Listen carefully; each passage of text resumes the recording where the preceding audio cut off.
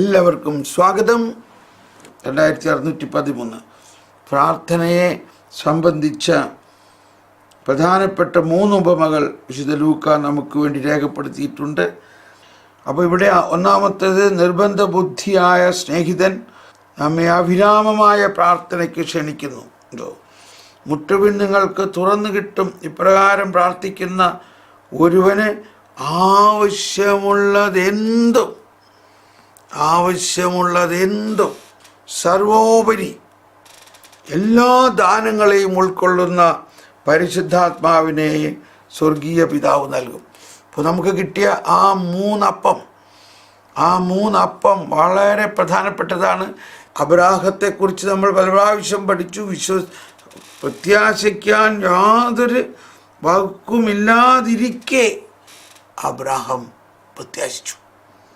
അപ്പോൾ അതാ 3 അപ്പത്തിൽ ഉള്ളതാണ് ദൈവം തന്ന വലിയ. അപ്പോൾ നമ്മളെല്ലാ ദിവസവും ഇനി അതിന് കൂടുതൽ ഊന്നൽ കൊടുത്ത് പ്രാർത്ഥിക്കണം. ഇനി രണ്ടാമത്തെ, നിർബന്ധ ബുദ്ധിക്കാരിയായ വിധവ. ലൂക്ക 18 പ്രാർത്ഥനയ്ക്കുണ്ടായിരിക്കേണ്ട ഗുണങ്ങളിൽ ഒന്ന് ഊന്നി പറയുന്നു. എന്താണ്? നിരന്തരമായും. അതാണ് നമ്മൾ രാവും പകലും പ്രാർത്ഥിക്കണം. അപ്പോൾ അങ്ങനെ നമുക്ക് പ്രാർത്ഥിക്കാൻ പറ്റും. വല്ലപ്പോഴെങ്കിലും ഒരു കല്യാണത്തിന് പോകണമെന്ന് വിചാരിക്കുക, അല്ലെങ്കിൽ ഒരു ആശുപത്രി ചെക്കപ്പിന് പോകണമെന്ന് വിചാരിക്കുക. നമ്മളൊരു ദിവസം സമൂഹത്തിൻ്റെ വീട്ടിലെ എല്ലാ ഇതുകളിൽ നിന്നും മാറി നിന്ന് 24 മണിക്കൂർ കർത്താവിനെ അങ്ങ് മാറ്റിവെക്കുക. അങ്ങനെ നമ്മളിലൊരു പ്രാർത്ഥന ലഹരി ഇങ്ങനെ തുടിക്കും. അപ്പം നിങ്ങളെല്ലാവരോടും എനിക്ക് പറയാനുള്ളത്, ഇതൊന്ന് പരിശ്രമിച്ച് നോക്കൂ. ഒരു ദിവസം ഫുൾ 24 hours നിങ്ങൾ വേറെ എങ്ങും പോകണ്ട, നിങ്ങളുടെ തന്നെ ഭവനത്തിലൊരു മുറിയിൽ അടച്ചിരുന്ന് മറ്റുള്ള കാര്യങ്ങളിലൊന്നും ഇടപെടാതെ ഈശോയ്ക്ക് വേണ്ടി ഇരുന്ന് പ്രാർത്ഥിക്കുക. ഇപ്പോൾ ഞാൻ ജനറലായിട്ട് പറയാം, എല്ലാവരും ചോദിക്കുക എന്താണ് ചെയ്യേണ്ടത്. ആദ്യം നമ്മുടെ പേഴ്സണൽ പ്രെയർ വിശദമായി പ്രാർത്ഥിക്കുക. 1 മണിക്കൂർ പ്രാർത്ഥിക്കുന്ന പേഴ്സണൽ പ്രെയർ 3 മണിക്കൂർ എടുത്ത് പ്രാർത്ഥിക്കുക. കൂടുതൽ ആന്തരിക വിശുദ്ധീകരണം, പഴയ കാര്യങ്ങളെല്ലാം വിശുദ്ധീകരിക്കുക, പരിശുദ്ധാത്മാവിൻ്റെ വരങ്ങളും ദാനങ്ങൾക്ക് വേണ്ടി പ്രാർത്ഥിക്കുക. പിന്നെ സ്വർഗസ്ഥനായ പിതാവിൻ്റെ പ്രാർത്ഥന കൂടുതൽ 1 മണിക്കൂർ എടുത്ത് പ്രാർത്ഥിക്കുക. അതിനുശേഷം പിന്നെ ആത്മാവ് നമ്മളെ നയിച്ചോളും. പിന്നെ കൂടുതൽ ശ്രവണമാണ്, ശ്രവിക്കുക. കർത്താവെ നിശബ്ദമായിട്ടിരുന്നിട്ട് നമ്മിൽ വസിക്കുന്ന പരിശുദ്ധാത്മാവ്, നമ്മിൽ വസിക്കുന്ന ഈശോയെ ശ്രവിക്കുക. അപ്പം അങ്ങനെ നമ്മൾ പ്രാർത്ഥനയിൽ പുതിയ വഴിത്താരകൾ തുറക്കണം. പുതിയ വഴിത്താരകൾ വരുന്ന കാലഘട്ടങ്ങളിൽ, പ്രത്യേകിച്ച് നമ്മുടെ യുവതീ-യുവാക്കളും നമ്മുടെ സാഹചര്യങ്ങളിലുമെല്ലാം ഒരുപാട് പ്രാർത്ഥന ആവശ്യമുള്ള സാഹചര്യങ്ങളാണ്. ഓക്കെ, ഇനി നമുക്ക് അടുത്ത. അപ്പോൾ അതിൽ ലൂക്ക 18 ആദ്യ പാരഗ്രാഫിൻ്റെ അവസാനം പറയുന്നത് നമ്മൾ ശ്രദ്ധിച്ചു കാണും. എങ്കിൽ പോലും മനുഷ്യപുത്രൻ വരുമ്പോൾ ഈ ഭൂമുഖത്ത് വിശ്വാസം കാണുമെന്ന് വിചാരിക്കുന്നുവോ? അപ്പോൾ ഇവിടെ നമ്മളോടുള്ളൊരു വെല്ലുവിളിയാണത്. നമ്മുടെ വിശ്വാസത്തിൻ്റെ ഈ പ്രത്യാശയിൽ നമ്മൾ എന്തുത്തരം പറയും? ഞാനൊരു പ്രാവശ്യം പറഞ്ഞു, ജോൺ പോൾ 2 മാർപ്പാപ്പ അതിനെക്കുറിച്ച് പറയുന്നത് യെസ് ലോർഡ്, കാണും എന്ന് നമ്മൾ ഓരോരുത്തരും പറയാൻ വേണ്ടിയാണ്. കാരണം ഇത് ഈശോയുടെ പീഡാനുഭവത്തിന് മുമ്പുള്ള കാര്യമാണ്. ഈശോ നമുക്ക് വേണ്ടി പീഡ അനുഭവിച്ച് മരിച്ച് ഉയർത്ത് നമുക്ക് വേണ്ടി, ലോകത്തിന് വേണ്ടി ചെയ്യാനുള്ളതെല്ലാം ഈശോ ചെയ്തു കഴിഞ്ഞു. പിന്നെ എന്തുകൊണ്ട് കാണില്ല? നമ്മൾ ഉത്തരം കൊടുക്കണം. കണ്ടെത്തുമോ? കണ്ടെത്തും കർത്താവേ, ഞാനുണ്ട്, ഞാൻ നിന്നിൽ വിശ്വസിക്കുന്നു, ഞാൻ നിന്നിൽ ആനന്ദിക്കുന്നു, ഞാൻ നിന്നെ ആരാധിക്കുന്നു, നീ വീണ്ടും വരുമെന്നുള്ള പ്രതീക്ഷ എല്ലാ ദിവസവും വെച്ചുകൊണ്ട് തന്നെയാണ് ഞങ്ങൾ ആരാധിക്കുന്നത്. അതാണ് നമ്മളും നമ്മുടെ കുട്ടികളും എല്ലാം യേശുവിനെ നാഥനും രക്ഷകനുമായി സ്വീകരിച്ചിട്ടുണ്ടോ? ഇന്നത്തെ യുവതലമുറകളിൽ പലർക്കുള്ള പ്രശ്നമാണ്. അതെന്തിനാ? ഇറ്റ്സ് മൈ ചോയ്സ്, എൻ്റെ ഇഷ്ടമല്ല അത്. എന്നെ നിങ്ങൾ അടിച്ചേൽപ്പിക്കരുത്, യേശുവാണ് ഏകരക്ഷകൻ എന്നെല്ലാം പറഞ്ഞ് ഇങ്ങനെയൊക്കെയുള്ള കാര്യങ്ങൾ പിള്ളേർ പറയണത് എന്തുകൊണ്ടാണ്? നമ്മൾ വേണ്ട മാതിരി പ്രാർത്ഥിക്കാത്തത് കൊണ്ടാണ്. അതുകൊണ്ടാണ്. ആ അർത്ഥത്തിലാണ് ചോദിക്കണേ, ഞാൻ വരുമ്പോൾ ഭൂമിയിൽ വിശ്വാസം ഉണ്ടാകുമോ? നമുക്കിതിന് കാണാം. ചില കുട്ടികൾ, യുവാക്കൾ പറയും, ഞാൻ അഗ്നോസ്റ്റിക്കാണ്, ഞാൻ എത്തിസ്റ്റാണ്, എനിക്ക് വിശ്വസിക്കേണ്ട, ഞാൻ എല്ലാ മതത്തിലും വിശ്വസിക്കണം. ഇങ്ങനെയൊക്കെയുള്ള കാര്യങ്ങൾ കുട്ടികളും വലിയവരും എല്ലാം പറയുന്നുണ്ട് ചിലവർ. എന്തുകൊണ്ടാണ്?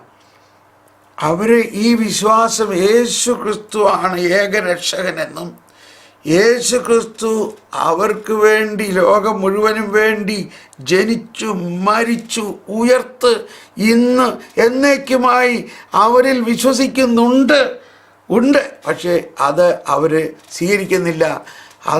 ആ അവസ്ഥയെ നമ്മൾ പിടിക്കണം, ആ അവസ്ഥയിൽ നമ്മൾ ജയിക്കണം. അതുകൊണ്ട് നമ്മൾ ഇടയ്ക്കിടയ്ക്ക് മക്കളോട് തന്നെ പറയണം, ഈ വിശ്വാസത്തിൻ്റെ രഹസ്യത്തെക്കുറിച്ച്. യേശുവാണ് നമ്മുടെ നാഥനും രക്ഷകനും. യേശുവാണ് നമ്മുടെ നാഥനും രക്ഷകനും. മറ്റാരിലും രക്ഷയില്ല. ഇത് നമ്മൾക്കെല്ലാം അറിയാമെങ്കിലും നമ്മൾ തന്നെ ഇടയ്ക്കിടയ്ക്ക് അത് പ്രഘോഷിക്കണം. നമ്മൾ വിശ്വസിക്കുന്നത് നമ്മുടെ ഹൃദയത്തിൽ വിശ്വസിച്ച് ആധരം കൊണ്ട് ഏറ്റു പറയുമ്പോൾ നമ്മുടെ ഉള്ളിൽ ഓരോ ദിവസവും വിശ്വാസ പ്രമാണം ചെല്ലുമ്പോഴും നമ്മുടെ ഉള്ളിൽ വലിയ വലിയ ഒരു അനുഗ്രഹത്തിൻ്റെ പൂമഴ പൊഴിയാണ്. അത് നമ്മുടെ മക്കളിലും എല്ലാം പ്രതിഫലിക്കണം. അവരെ കൊണ്ട് പറയിപ്പിക്കണം. അല്ലെങ്കിൽ അത് പറയുന്നതിന് ബുദ്ധിമുട്ടുണ്ടെങ്കിൽ അതിൻ്റെ ബുദ്ധിമുട്ട് മാറ്റിക്കൊടുക്കണം. അവർക്ക് ആ വിശ്വാസത്തിൽ ക്ലാരിറ്റി കൊടുക്കണം.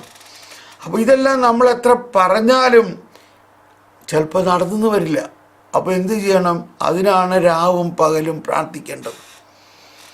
നമ്മൾ രാവും പകലും പ്രാർത്ഥിക്കുമ്പോൾ ഈ ഒരു ദിവസം 1000 സംവത്സരം പോലെ എന്നുള്ള അനുഗ്രഹം നമ്മുടെ തലമുറകളിലേക്ക് ഒഴുകുമോ ഇല്ലയോ? ഹല്ലേലൂയ. അതാണ്. ഓക്കെ, ഇനി നമുക്ക് ഈ 18-ാം അധ്യായത്തിൻ്റെ വിശേഷത. 11-ാം അധ്യായത്തിൽ പല ഉപമകൾ പറഞ്ഞ പോലെ തന്നെ പ്രാർത്ഥനയെക്കുറിച്ചുള്ള രണ്ടാമത്തെ വളരെ പ്രസിദ്ധമായ ഉപമയാണ് 18-ാം അധ്യായത്തിൽ നമ്മൾ പ്രധാനപ്പെട്ട ഉപമയാണ് ഫരിസേയരും ചുങ്കക്കാരും. അപ്പം അതിനെക്കുറിച്ച് നമ്മൾ CCC 2613 പറയുന്ന ഭാഗം വായിക്കാം. 3-ാമത്, ഫരിസേയനും ചുങ്കക്കാരനും. പ്രാർത്ഥിക്കുന്ന ഹൃദയത്തിൻ്റെ വിനയമാണ് അതിലെ പ്രതിവാദ്യം. ദൈവമേ, പാപിയായ എൻ്റെ മേൽ കനിയണമേ.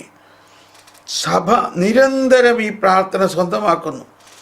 കർത്താവേ കനിയണമേ. അതാണ് എല്ലാ ദിവസവും വിശുദ്ധ കുർബാനയിൽ 500,000 സഭയിലെ 500,000 500,000 ആൾട്ടേഴ്സിൽ നിന്ന് മാർപ്പാപ്പ സഹിതം പ്രാർത്ഥിക്കുന്ന പ്രാർത്ഥനയാണ്, ഭാവിയായ എൻ്റെ മേൽ കരുണയായിരിക്കണേ, കർത്താവേ കനിയണമേ, ക്രിസ്തുവേ കനിയണമേ.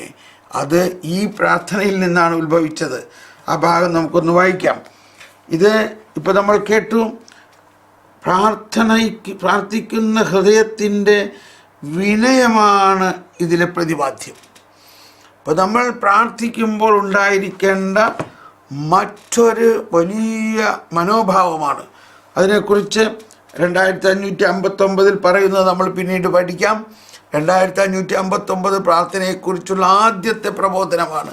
അതിൽ പറയുന്നുണ്ട്, വിനയമാണ് പ്രാർത്ഥനയുടെ അടിസ്ഥാനം. അപ്പോൾ വീണ്ടും പ്രാർത്ഥനയെക്കുറിച്ചുള്ള പഠനത്തിൽ ഇവിടെ നമ്മൾ ഈശോ തന്നെ പഠിപ്പിക്കുകയാണ്. നമ്മൾ മനസ്സിലാക്കി, ലൂക്കായുടെ സുവിശേഷത്തിലാണ് പ്രാർത്ഥനയെക്കുറിച്ചുള്ള നിരവധി പ്രബോധനങ്ങൾ ഈശോ തന്നെ നൽകിയിരിക്കുന്നത്. അതിനെ ആഴമായി നമ്മൾ പഠിച്ചാൽ നമ്മുടെ പ്രാർത്ഥനയ്ക്ക് ഒട്ടും വിരസത ഉണ്ടാവില്ല. ഇപ്പോൾ പലപ്പോഴും പലരും എന്നോട് ചോദിക്കാറുണ്ട്, എൻ്റെ ബ്രദറെ, എനിക്ക് പ്രാർത്ഥിക്കാൻ പറ്റുന്നില്ല, ഞാൻ പ്രാർത്ഥിക്കാനിരിക്കുമ്പോഴേക്കും പെട്ടെന്ന് അങ്ങോട്ട് ഉറങ്ങിപ്പോകുന്നു. പലതരത്തിലുള്ള, ഇതെല്ലാം വാസ്തവമാണ്, ഇതെല്ലാം സംഭവിക്കാം. അപ്പോൾ ഞാൻ അവരോട് പറയാറുള്ള ഒരു മരുന്ന് ഇതാണ്. നിങ്ങൾ ഈശോയുടെ വചനം കുറച്ച് വായിക്കുക. അപ്പോൾ ഉറങ്ങിപ്പോകുന്നല്ലേ. അപ്പോൾ ഉറങ്ങാതിരിക്കാൻ ആദ്യം കുറച്ച് സമയം ഞാൻ പ്രത്യേകം പറയാറുള്ളത് യോഹന്നാൻ 14 അധ്യായമാണ്. കാരണം യോഹന്നാൻ 14 അധ്യായത്തിൻ്റെ ഒരു ഗുണം ആ ഈശോയുടെ അന്ത്യത്താഴ വിരുന്നിന് ശേഷമുള്ള അവസാന വാക്കുകളും ത്രിത്വൈക ദൈവത്തെക്കുറിച്ചുള്ള സാരാംശവും മുഴുവനും വളരെ വ്യക്തമായിട്ട് പറയുന്ന 5 പാരഗ്രാഫുകളാണത്. അത് സാവധാനം വായിക്കുമ്പോൾ തന്നെ ശരിക്കും നമ്മളിൽ ജ്വലനമുണ്ടാകും. അപ്പോൾ പ്രാർത്ഥിക്കാൻ വിരസത വരുമ്പോൾ നമ്മൾ സുവിശേഷം ഈശോ പറഞ്ഞ വാക്കുകൾ എടുക്കുക. ഈശോ പറഞ്ഞ വാക്കുകൾ, അതാണ് വീണ്ടും പഴയ നിയമത്തിലെ വചനങ്ങളല്ല, ഈശോ പറഞ്ഞ വാക്കുകൾ. ഞാൻ പറഞ്ഞ് നിങ്ങളെ ബോറടിക്കുമെന്ന് വിചാരിക്കരുത്. അത് വളരെ പ്രധാനമുള്ളതാണ്. നമ്മൾക്ക് ഒരു ഗുരുവേ ഉള്ളൂ. ആരാണത്? ഈശോ തന്നെ പറഞ്ഞു, നിങ്ങൾക്ക് ഒരു ഗുരുവേ ഉള്ളൂ, ഈശോ ആണ്. ആ ഗുരുവിൻ്റെ മുഖത്ത് നിന്ന് തന്നെ പ്രാർത്ഥന നമ്മൾ പഠിക്കണം. ഇത് വളരെ വലിയൊരു രഹസ്യമാണ്. നമ്മൾ ഒരുപക്ഷെ എത്ര പറഞ്ഞാലും സ്ട്രൈക്ക് ആകില്ല പലർക്കും. അത് മനസ്സിലാവുന്നില്ല. എന്താ വ്യത്യാസം? എല്ലാം ദൈവവചനമല്ലേ? എല്ലാം ദൈവവചനമാണ്. എന്നാൽ ഈശോ മനുഷ്യനായി അവതരിച്ച് നമ്മളുടെ അടുത്ത് വന്ന് നമ്മോട് നേരിട്ട് പറയുകയാണ്, തോമസ് പോലെ. നമ്മൾ ഓരോരുത്തരോട് നേരിട്ട് പറയുന്നതാണ് ഈശോയുടെ വചനം, സുവിശേഷം. അത് മറ്റു വചനം പോലെ അല്ല. അപ്പോൾ അതിൻ്റെ അകത്തു നിന്നാണ് പ്രാർത്ഥന ഉത്ഭവിക്കുന്നത്. അതുകൊണ്ടാണ് സ്വർഗസ്ഥനായ പിതാവിൻ്റെ പ്രാർത്ഥനയുടെ സവിശേഷത. അത് ദൈവവചനം തന്നെയാണ്, ഈശോയാകുന്ന വചനമാണ്. ഈശോയാകുന്ന വചനം എവിടെ നിന്ന് ഉത്ഭവിച്ചു? പിതാവിൽ നിന്ന് ഉത്ഭവിച്ചു. ഈശോയാകുന്ന വചനം എന്നു മുതൽ ഉത്ഭവിച്ചു? ഈശോ ജനിച്ചപ്പോഴല്ല ഉത്ഭവിക്കുന്നത്. അതാണ് അനാദി മുതലേ അനന്തത വരെ അവിടുന്ന് ദൈവമാണ്. ആ വചനം ലോകസ്ഥാപനത്തിന് മുമ്പ് പിതാവിനോടൊപ്പം ഉണ്ടായിരുന്നതും ആ വചനത്തിലൂടെ ലോകം സുസ്ഥാപിതമായതുമായ പിതാവിൻ്റെ ഹൃദയത്തിൽ നിന്ന് തന്നെ പുറപ്പെട്ട ആ വചനമാകുന്ന ഈശോ ഇപ്പോൾ മനുഷ്യനായി അവതരിച്ചു, നമുക്ക് വേണ്ടി പീഡ സഹിച്ചു, മരിച്ചു, ഉയർത്ത് സ്വർഗത്തിലേക്ക് പോയി വീണ്ടും പിതാവിൻ്റെ അടുത്ത് ചെന്നിരിക്കുന്നു. ആ വചനമാണ് നമ്മളോട് സംസാരിക്കുന്നത്. ഞാൻ വീണ്ടും പറയുന്നതുകൊണ്ട് നിങ്ങൾ വിഷമിക്കരുത്.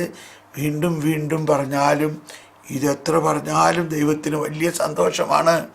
ഇത്രയും പറഞ്ഞതിലൂടെ വലിയ രഹസ്യമാണ് നമ്മൾ പറഞ്ഞിരിക്കുന്നത്. സ്വർഗം മുഴുവനും സന്തോഷിക്കുന്ന ഒരു രഹസ്യമാണ് നമ്മൾ പറഞ്ഞിരിക്കുന്നത്. അപ്പോൾ ആ പ്രാർത്ഥനയുടെ രഹസ്യമാണ് ഇവിടെ ഈശോ തന്നെ പ്രതിപാദിക്കുന്നത്. ചിലർ പറയാറുണ്ട്, പാപികളുടെ പ്രാർത്ഥന ദൈവം കേട്ടിട്ടില്ല എന്ന് ബൈബിളിൽ പറഞ്ഞിരിക്കുന്നു. എവിടെ ബൈബിളിൽ പറഞ്ഞേക്കുന്നത്? ആര് പറഞ്ഞു ബൈബിളിൽ പാപിയുടെ പ്രാർത്ഥന കേൾക്കില്ല? ഇതിപ്പോൾ ഇവിടെ ചുങ്കക്കാരൻ പ്രാർത്ഥിക്കുന്നു. ചുങ്കക്കാരനാണ് പ്രാർത്ഥനയല്ലേ കേട്ടത്. അപ്പോൾ ബൈബിളിൽ പറഞ്ഞിട്ടുണ്ട് പാപിയുടെ പ്രാർത്ഥന കേൾക്കില്ല. എവിടെയാണ് പറഞ്ഞേക്കണേ? യോഹന്നാൻ 9:21. യോഹന്നാൻ 9:21 ഫരിസേയർ ആ കാഴ്ച കിട്ടിയ കുരുടനോട് പറയുകയാണ്. ഫരിസേയർ പറഞ്ഞതാണത്. നിനക്ക് ആരാ കാഴ്ച തന്നെ? 9:21.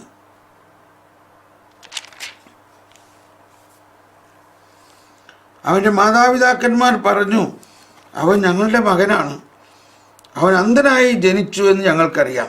എന്നാൽ ഇപ്പോൾ അവൻ എങ്ങനെ കാണുന്നുവെന്നും അവൻ്റെ കണ്ണുകൾ ആര് തുറന്നുവെന്നും ഞങ്ങൾക്ക് അറിഞ്ഞുകൂടാ. അത് അവനോട് തന്നെ ചോദിക്കുവിൻ. അവന് പ്രായമായല്ലോ, തന്നെക്കുറിച്ച് അവൻ തന്നെ പറയും. അവൻ്റെ മാതാപിതാക്കൾ ഇങ്ങനെ പറഞ്ഞത് യഹൂദരെ ഭിന്നത ഭയന്നിട്ടാണ്. കാരണം യേശുവിനെ ക്രിസ്തു എന്ന് ആരെങ്കിലും പരസ്യമായി ഏറ്റുപറഞ്ഞാൽ അവനെ സിനഗോഗിൽ നിന്ന് പുറത്താക്കണമെന്ന് യഹൂദർ തീരുമാനിച്ചിരുന്നു. അതുകൊണ്ടാണ് അവൻ്റെ മാതാപിതാക്കൾ അവന് പ്രായമായല്ലോ, അവനോട് തന്നെ ചോദിക്കൂ എന്ന് പറഞ്ഞത്. അന്ധനായിരുന്ന അവൻ യഹൂദർ വീണ്ടും വിളിച്ചു അവനോട് പറഞ്ഞു, ദൈവത്തെ മഹത്വപ്പെടുത്തുക. ആ മനുഷ്യൻ പാപിയാണെന്ന് ഞങ്ങൾക്കറിയാം. അവൻ പറഞ്ഞു, അവൻ പാപിയാണോ എന്ന് എനിക്കറിഞ്ഞുകൂടാ. എന്നാൽ ഒരു കാര്യം എനിക്കറിയാം, ഞാൻ അന്ധനായിരുന്നു, ഇപ്പോൾ ഞാൻ കാണുന്നു. അവൻ ചോദിച്ചു, അവൻ നിനക്ക് വേണ്ടി എന്ത് ചെയ്തു? എങ്ങനെയാണ് അവൻ നിന്റെ കണ്ണുകൾ തുറന്നത്? അവൻ മറുപടി പറഞ്ഞു, നിങ്ങളോട് ഞാൻ പറഞ്ഞു കഴിഞ്ഞുവല്ലോ, അപ്പോൾ നിങ്ങൾ കേട്ടില്ല. എന്തുകൊണ്ടാണ് വീണ്ടും കേൾക്കാൻ നിങ്ങൾ ആഗ്രഹിക്കുന്നത്? നിങ്ങളും അവൻ്റെ ശിഷ്യരാകാൻ ഇച്ഛിക്കുന്നുവോ? അവന് ശകാരിച്ചുകൊണ്ട് അവർ പറഞ്ഞു, നീയാണ് അവൻ്റെ ശിഷ്യൻ, ഞങ്ങൾ മോശയുടെ ശിഷ്യന്മാരാണ്. ദൈവം മോശയോട് സംസാരിച്ചുവെന്ന് ഞങ്ങൾക്കറിയാം, എന്നാൽ ഈ മനുഷ്യൻ എവിടെ നിന്നാണ് ഞങ്ങൾക്ക് അറിഞ്ഞുകൂടാ. അവൻ മറുപടി പറഞ്ഞു, ഇത് വിചിത്രമായിരിക്കുന്നു. ഞാൻ എവിടെ നിന്നാണെന്ന് നിങ്ങൾ അറിയുന്നില്ല, എന്നാൽ അവൻ എൻ്റെ കണ്ണുകൾ തുറന്നു. ദൈവം പാപിയുടെ പ്രാർത്ഥന കേൾക്കയില്ലെന്ന് നമുക്കറിയാം. 31 കേട്ടോ, ഞാൻ 21 ഓർത്തുകൊണ്ട് അത്ര വായിച്ചത്, ക്ഷമിക്കണം. അപ്പോൾ നമ്മൾ അസ്ഥാനത്താണ് അത് കോട്ട് ചെയ്യണത്. ഇതാര് പറഞ്ഞു? ഈശോ പറഞ്ഞിട്ടില്ല. ഫരിസേയർ ഈശോയെ വിമർശിച്ചുകൊണ്ട് പറഞ്ഞ വചനമാണ്. യേശുവിനെ പാപിയായിട്ട് ചിത്രീകരിച്ചുകൊണ്ട്, എങ്ങനെയാണ് യേശു നിൻ്റെ കണ്ണ് തുറന്നത്?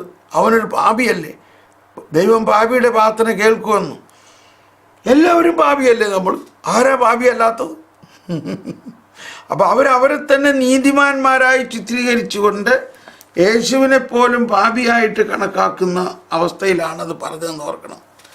പലപ്പോഴും പലരും അതാണ്, ഈ ബൈബിളിൽ നിന്നുള്ള ഏതെങ്കിലും വചനം ഉദ്ധരിച്ചാൽ പോരാ. പുതിയ നിയമത്തിൽ തന്നെ ഇങ്ങനെ ഒരു രസം ബൈബിൾ പറയണു, ദൈവം പാപിയുടെ പ്രാർത്ഥന കേൾക്കില്ല. ബൈബിളിൽ ആര് പറയണു? അതാണ്. അപ്പം ഇവിടെ ഫരിസേയരും ചുങ്കക്കാരും എന്നുള്ള ഇതിൽ നമുക്ക് കാണാം, ഞങ്ങൾ നീതിമാന്മാരാണ്, തങ്ങൾ നീതിമാന്മാരാണെന്ന ധാരണയിൽ തങ്ങളിൽ തന്നെ ആശ്രയിക്കുകയും മറ്റുള്ളവരെ പുച്ഛിക്കുകയും ചെയ്യുന്നവരോട് അവൻ ഈ ഉപമ പറഞ്ഞു. അതാണ് ഫരിസേയരും, ഞങ്ങൾ നീതിമാന്മാരാണ്, ഞങ്ങളെല്ലാം നിയമവും പരിപാലിക്കുന്നു, ഇവരൊക്കെ പാപികൾ, ഇവർ നിയമമൊന്നും പരിപാലിക്കും, ഇവരൊന്നും ദൈവത്തിന് ഇഷ്ടമല്ല, ഇവരൊന്നും. അങ്ങനത്തെ ഒരു മനോഭാവം നമുക്കുണ്ടെങ്കിൽ നമ്മുടെ പ്രാർത്ഥനയ്ക്ക് വലിയ പ്രയോജനമൊന്നും ഉണ്ടാവില്ല. ഒന്ന് മനസ്സിലാക്കണം, വളരെ പ്രധാനപ്പെട്ടൊരു കാര്യമാണത്.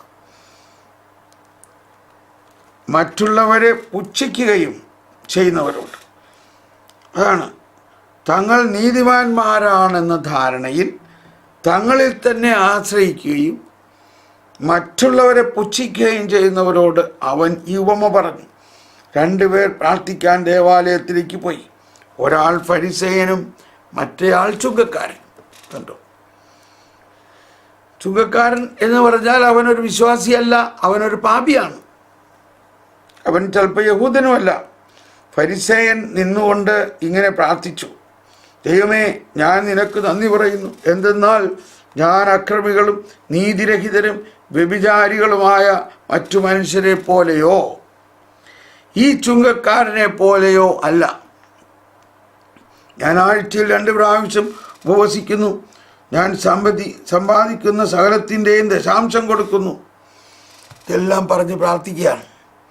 കുറേ പറയുന്നുണ്ടാവും തന്നെക്കുറിച്ച് തന്നെ, പക്ഷേ ആ പ്രാർത്ഥനയ്ക്ക് യാതൊരു വിലയുമില്ല എന്നാണ് ഈശോ പറയുന്നത്. ആ ചുങ്കക്കാരനാകട്ടെ ദൂരെ നിന്ന്, അതായത് ദേവാലയത്തിൻ്റെ ഏറ്റവും പുറകെ, സ്വർഗത്തിലേക്ക് കണ്ണുകൾ ഉയർത്താൻ പോലും ധൈര്യപ്പെടാതെ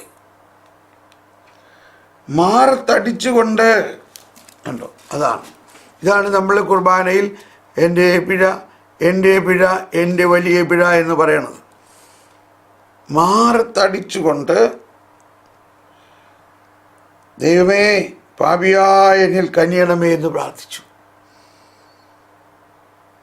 ചുങ്കക്കാരൻ ഒരു പുരോഹിതനല്ല, ഒരു ഫരിസേയനല്ല, ഒരു നീതിമാനല്ല, ഒരു ചുങ്കക്കാരൻ, പാപി. കണ്ടോ, പാപിയുടെ പ്രാർത്ഥന കേൾക്കോ? ഞാൻ നിങ്ങളോട് പറയുന്നു, അവൻ ആ ഫരിസേയനേക്കാൾ നീതീകരിക്കപ്പെട്ടവനായി വീട്ടിലേക്ക് മടങ്ങി. എന്നാൽ തന്നെ തന്നെ ഉയർത്തുന്നവൻ താഴ്ത്തപ്പെടും, തന്നെ തന്നെ താഴ്ത്തുന്നവൻ ഉയർത്തപ്പെടുകയും ചെയ്യും. ഇത് ബൈബിളിലെ തങ്കം പോലെയുള്ള ഒരു വചനമാണ്. തന്നെ തന്നെ താഴ്ത്തുന്നവൻ ഉയർത്തപ്പെടും, തന്നെ തന്നെ ഉയർത്തുന്നവൻ താഴ്ത്തപ്പെടും. അപ്പോൾ ഫരിസേയരും നിയമജ്ഞരും വലിയ നെറ്റിപ്പട്ടങ്ങളും അങ്കികളും എല്ലാം അണിഞ്ഞ്, എന്നാൽ അവർ മറ്റുള്ളവരെ പുച്ഛിക്കുകയും ഉണ്ടോ പ്രാർത്ഥിക്കുന്നതിൻ്റെ ഇടയിൽ. അപ്പോൾ ഇതാണ് നമ്മുടെ സമൂഹത്തിലുള്ള വലിയ ഒരു അവസ്ഥ. നമ്മൾ വാട്സപ്പ് പോസ്റ്റുകൾ നോക്കൂ, യൂട്യൂബ് വീഡിയോകൾ നോക്കൂ, ഹെഡിങ്ങിൽ തന്നെ നമുക്ക് മനസ്സിലാകും എന്തോ ഒരു കത്തോലിക്കരായ മനുഷ്യർ തന്നെ മറ്റുള്ളവരെ കീറി മുറിച്ച് അവരുടെ ദൂഷ്യവശങ്ങളെ എല്ലാം പരിശോധിച്ചറിഞ്ഞ് പലതും. ഇത് ഞാനതൊന്നും നോക്കാറില്ല, ഞാനതിനെ അനുമാനിക്കുകയാണ്. ആ ഹെഡിങ്ങിൽ നമുക്ക് മനസ്സിലാവും. ചില ചാനലുകൾ നമുക്ക് കാണാം, നമ്മളിപ്പോൾ അവരുടെ പേരൊന്നും ഇവിടെ ഈ വിശുദ്ധ പ്രഘോഷണത്തിൽ പറയണ്ട, പക്ഷെ ആശയം നോക്കൂ. ചാനൽ എന്ന് പറഞ്ഞാൽ മറ്റുള്ളവരുടെ കുറ്റങ്ങൾ പറയുക, അതിനെ വികസിപ്പിക്കുക, അത് കണ്ടെത്താൻ വേണ്ടി പലതും ചെയ്യുക, അത് കണ്ടെത്താൻ വേണ്ടി അവരുടെ ഫോൺ ടാപ്പ് ചെയ്യുക, അവരുടെ വീഡിയോ പിടിക്കുക, അവരുടെ സീക്രട്ട് കാര്യങ്ങൾ വരെ എടുത്തുകൊണ്ട് അവരേതാണ്ട് ആ സീക്രസി പുറത്താക്കിയത് വലിയ കാര്യമാണെന്ന് പറഞ്ഞുകൊണ്ടിരിക്കുകയാണ്. അത് വലിയ തിന്മയാണ്, വലിയ തിന്മയാണ്. നമുക്കാർക്കും മറ്റൊരാളെ വിധിക്കാനോ അവരുടെ തിന്മയെ പുറത്ത് പറയാനോ യാതൊരു അധികാരം തന്നിട്ടില്ല. ഈശോ തന്നെ പറയുന്നുണ്ട്, എനിക്ക് പോലും മറ്റൊരാളെ വിധിക്കാൻ ഞാനും നിങ്ങളെ വിധിക്കുന്നില്ല എന്ന് പറയും. നമ്മുടെ പ്രാർത്ഥനയ്ക്ക് ഉള്ള ഏറ്റവും വലിയ വീക്ക്നെസ് അതാണ്. നമ്മൾ പ്രാർത്ഥിക്കുമ്പോൾ മറ്റൊരാളെ വിധിച്ചുകൊണ്ട്, നമ്മൾ അവർക്ക് വേണ്ടിയാണ് പ്രാർത്ഥിക്കണത്, പക്ഷെ പ്രാർത്ഥിക്കുമ്പോൾ അയ്യോ അവരങ്ങനെയാണ്, ഇവരിങ്ങനെയാണ്, അവരങ്ങനെ ചെയ്തു, ഇങ്ങനെ ചെയ്ത്, അതെല്ലാം പറഞ്ഞു കഴിയുമ്പോൾ തന്നെ നമ്മളും അവരുമായിട്ട് അകലത്തിലായി. എന്നാൽ സ്വർഗസ്ഥനായ ഞങ്ങളുടെ പിതാവേ, കണ്ടോ പ്രാർത്ഥന ആരംഭിക്കുന്നത്, അവരെല്ലാം ഞങ്ങളിൽ ഉൾപ്പെടുന്നു. അവരേത് ജാതി മതസ്ഥരായാലും, അവരെത്ര ഭീകരവാദികളായാലും, അവരെന്തെല്ലാം അക്രമങ്ങൾ ചെയ്തിട്ടുള്ളവരായാലും, ദുഷ്ടൻ്റെ മേലും ശിഷ്ടൻ്റെ മേലും ഒരുപോലെ സൂര്യൻ ഉദിപ്പിക്കുന്നവനാണ് ദൈവം എന്ന് വിശ്വസിക്കണം. മത്തായിയുടെ സുവിശേഷം മലയിലെ പ്രസംഗത്തിൽ 7-ാം അധ്യായത്തിൻ്റെ ആരംഭത്തിൽ തന്നെ പറയുന്നത് നമുക്കറിയാം, നിങ്ങൾ മറ്റൊരാളെ വിധിക്കുമ്പോൾ നിങ്ങളും ആ വിധിയാൽ തന്നെ വിധിക്കപ്പെടുന്നു. അതുകൊണ്ട് നമുക്ക് പ്രാർത്ഥനയുടെ അനുഗ്രഹത്തിന് പകരം നമ്മൾ ഒരു പ്രതികൂല സാഹചര്യത്തിലേക്ക് പോകുന്നു. വിധിക്കപ്പെടാതിരിക്കാൻ നിങ്ങളും വിധിക്കരുത്. നിങ്ങൾ വിധിക്കുന്ന വിധിയാൽ തന്നെ നിങ്ങളും വിധിക്കപ്പെടും. നിങ്ങൾ അളക്കുന്ന അളവ് കൊണ്ട് തന്നെ നിങ്ങൾക്കും അളന്ന് കിട്ടും. അപ്പോൾ ഇവിടെ ഫരിസേയ മനോഭാവം എന്ന് പറയുന്നത് അതാണ്, മറ്റൊരാളെ തെറ്റ് കണ്ടുപിടിക്കുക.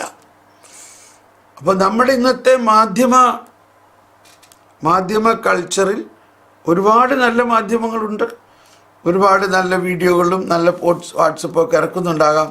എന്നാൽ വളരെ പേര് അതിൻ്റെ ശബ്ദം കേൾക്കുമ്പോൾ തന്നെ നമുക്ക് ഭയങ്കര വേദന വരികയാണ്. സ്നേഹമില്ലാത്ത മുഴങ്ങുന്ന ചേങ്ങലയും ചിലമ്പുന്ന കൈത്താളവും നമുക്ക് ശരിക്കും മനസ്സിലാവും. വലിയ കാര്യമാണ് പറയുന്നത്, പക്ഷെ ആ പറയണ ശബ്ദത്തിൽ തന്നെ അതിൻ്റെ അഭിഷേകമില്ല. ആ ശബ്ദത്തിൽ തന്നെ മനസ്സിലായി അവർ വലിയ കാര്യത്തിന് ശബ്ദമുണ്ടാക്കി പറയണം.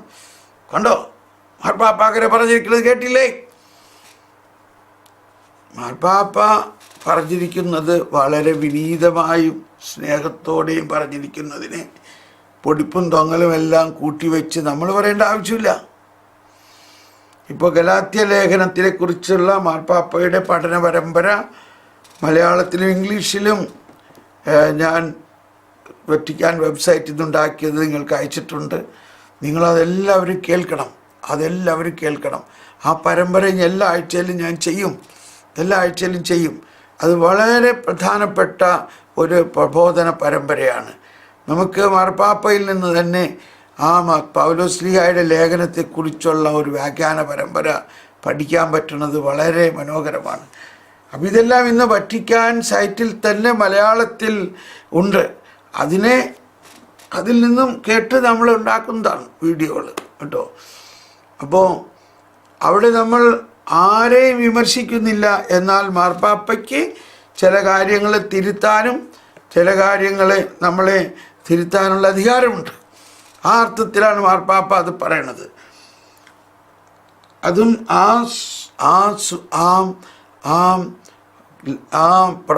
പ്രബോധനത്തിൻ്റെ അല്ലെങ്കിൽ ആ ലെറ്ററിൻ്റെ ആ ലേഖനത്തിൻ്റെ വ്യാഖ്യാനിക്കുന്ന രീതിയിലാണ്. ഓക്കെ, അപ്പോൾ നമ്മൾ പ്രാർത്ഥിക്കുമ്പോൾ സമയം പോയി. നിങ്ങൾ നീതിമാന്മാരെന്നുള്ള ധാരണയിൽ തങ്ങളിൽ തന്നെ ആശ്രയിക്കുകയും മറ്റുള്ളവരെ പുച്ഛിക്കുകയും ചെയ്യുന്നവരോട് അവൻ ഈ ഉപമ പറഞ്ഞു. അപ്പോൾ നമുക്കിതിൻ്റെ ഒരു ബോധ്യം നമുക്കുണ്ടാകാം നമ്മൾ പ്രാർത്ഥിക്കുമ്പോൾ. അതുകൊണ്ടാണ് വിശുദ്ധ കുർബാന ആരംഭിക്കുമ്പോൾ തന്നെ ലത്തീൻ കുർബാന ക്രമത്തിൽ ഈ ഫൈസയൻ്റെ ഈ ചുങ്കക്കാരൻ്റെ പ്രാർത്ഥനയാണ് അവിടെ മോഡലായിട്ട് എടുത്തിരിക്കുന്നത്. എൻ്റെ പിഴ കർത്താവേ കനിയണമേ പാപിയായ എൻ്റെ മേൽ. അപ്പോൾ നമ്മുടെ പാപം ഏറ്റുപറഞ്ഞ് പ്രാർത്ഥിക്കാൻ നമുക്ക് ധൈര്യമുണ്ടാകണം. നമ്മൾ കർത്താവിനെ ഏറ്റുപറയുന്നു, വിശ്വാസ പ്രമാണം കർത്താവിനെ ഏറ്റുപറയുന്നു, അങ്ങ് ദൈവമാണ്. അതോടൊപ്പം നമ്മൾ ഏറ്റുപറയണം, ഞാനോ ദൈവമകനാണ്, എങ്കിലും ഞാനിപ്പോഴും എന്നിൽ പാപങ്ങളുണ്ട്. അങ്ങനെ നമ്മൾ വിനീതരാകുക, അതാണ് പറയുന്നത്. 2559 പറഞ്ഞാൽ അത് പൂർത്തിയാവുള്ളൂ. 2559 പറയുന്നത് പ്രാർത്ഥന ദൈവത്തിൻ്റെ ദാനം. നമ്മൾ പഠിച്ചതാണ്, ഒരു റൗണ്ട് വായിച്ചു പോകുന്നേ ഉള്ളൂ. നമ്മൾ ഈ പ്രാർത്ഥനയെക്കുറിച്ചുള്ള ആരംഭത്തിലെ ഖണ്ഡിക നമ്മൾ പഠിച്ചതാണ്. അപ്പോൾ ഇതിനെ വിശദീകരിക്കുന്നില്ല. മനസ്സ് ദൈവത്തിങ്കിലേക്ക് ഉയർത്തുന്നതാണ് പ്രാർത്ഥന. അതാണ്, അഥവാ ദൈവത്തിൽ നിന്ന് നന്മകൾ ലഭിക്കാൻ വേണ്ടിയുള്ള അഭ്യർത്ഥനയാണത്. പക്ഷേ നാം പ്രാർത്ഥിക്കുമ്പോൾ നാം സംസാരിക്കുന്നത് നമ്മുടെ അഹന്തയുടെയും തന്നിഷ്ടത്തിൻ്റെയും ഔന്നത്യത്തിൽ നിന്നാണോ, അതോ വിനീതവും അനുതാപപൂർണവുമായ ഹൃദയത്തിൻ്റെ അഗാധതലങ്ങളിൽ നിന്നാണോ? അതാണ് അഗാധത്തിൽ നിന്ന്. ആ സങ്കീർത്തനം 131 അവിടെ പറയുന്നത്. നമ്മളിന്നും മരിച്ചവരുടെ കുർബാനയ്ക്കെല്ലാം പാടുന്നതാണ്. അഗാധത്തിൽ നിന്ന് ആ വരിയാണ്. നമ്മുടെ ഹൃദയത്തിൻ്റെ അഗാധതയിൽ നിന്ന് തന്നെത്താൻ താഴ്ത്തുന്നവൻ ഉയർത്തപ്പെടും. ഇപ്പോൾ നമ്മൾ കേട്ട വചനമാണത്, ലൂക്കാ 18. വിനയമാണ് പ്രാർത്ഥനയുടെ അടിത്തറ. വേണ്ട വിധം പ്രാർത്ഥിക്കേണ്ടത് എങ്ങനെയെന്ന് നമുക്ക് അറിഞ്ഞുകൂടാ. റോമാക്കാർക്ക് ഇതിലെ 8:26. എളിമയാണ് പ്രാർത്ഥനയാകുന്ന സൗജന്യ ധ്യാനം സ്വീകരിക്കാൻ വേണ്ട മനോഭാവം. വിനയമാണ് പ്രാർത്ഥനയുടെ അടിത്തറ. എളിമയാണ് പ്രാർത്ഥനയാകുന്ന സൗജന്യ ദാനം സ്വീകരിക്കാൻ വേണ്ട മനോഭാവം. മനുഷ്യർ ദൈവത്തിൻ്റെ മുമ്പിൽ ഭിക്ഷുവാണ്. വിശുദ്ധ അഗസ്തീനോസ് കാറ്റക്കിസത്തിൻ്റെ അകത്ത് ഓരോ പാരഗ്രാഫിൻ്റെ അകത്ത് ഒരു 5 മൂലങ്ങളിൽ നിന്നുള്ളതാണ്. 5 മൂലങ്ങൾ. ഒരു സഭാപിതാവിൽ നിന്ന്, അതുപോലെ തന്നെ ഒരു വിശുദ്ധനിൽ നിന്ന്, സഭയുടെ ഡോക്ടറിനിൽ നിന്ന്, പഴയ നിയമത്തിൽ നിന്ന്, പുതിയ നിയമത്തിൽ നിന്ന്, ഇങ്ങനെ 5. കണ്ടോ ഇവിടെ നോക്കിയേ. ആദ്യത്തേത് വിശുദ്ധ കൊച്ചു ത്രേസ്യ പറയുന്നതാണ്. പിന്നെ സഭാപിതാവായ ജോൺ ഡെമാസ്യൻ പറയുന്നതാണ്. പിന്നെ സങ്കീർത്തനം 110 നിന്നുള്ളതാണ്, അഗാധത്തിൽ നിന്ന്. പിന്നെ ലൂക്ക 18 നിന്ന്, റോമർ 8:26, വിശുദ്ധ അഗസ്തീനോസ്. ഇങ്ങനെ 6 ഉദ്ധരണികളാണ് ഈ ഒരു പാരഗ്രാഫ് എഴുതിയിരിക്കുന്നത്. അപ്പോൾ നമ്മൾ ഏതെങ്കിലും ഒരു ക്ലാസ് എടുക്കാൻ പോകുമ്പോൾ ഈ ഒരു പാരഗ്രാഫ് എടുത്തിട്ട് അതിൻ്റെ താഴെ കൊടുത്തിരിക്കുന്ന ആ ഉദ്ധരണികളെ വികസിപ്പിച്ചാൽ മതി. ക്ലാസ്സിൻ്റെ കറക്റ്റ് നോട്ടാണത്. അങ്ങനെ നമ്മൾ പഠിക്കണം. ക്ലാസ് എടുക്കാൻ പോകുമ്പോൾ പ്രാർത്ഥനയെക്കുറിച്ചൊരു ക്ലാസ് എടുക്കാൻ വിളിച്ചു. അപ്പോൾ പ്രാർത്ഥനയെക്കുറിച്ചുള്ള ഈ ഭാഗത്തിൽ നിന്ന് ഈ ഒരു പാരഗ്രാഫ് എടുത്തിട്ട് ഒന്ന് വായിച്ച് നോക്കിയിട്ട് അതിന് താഴെയുള്ള ഉദ്ധരണികളിൽ പറഞ്ഞിരിക്കുന്ന കാര്യങ്ങളും വായിക്കുക. അത് നമ്മൾ പ്രഘോഷിക്കുക. 546 ഖണ്ഡികയും കൂടി പറയുമ്പോൾ ഈ 2613 കംപ്ലീറ്റ് ആവും.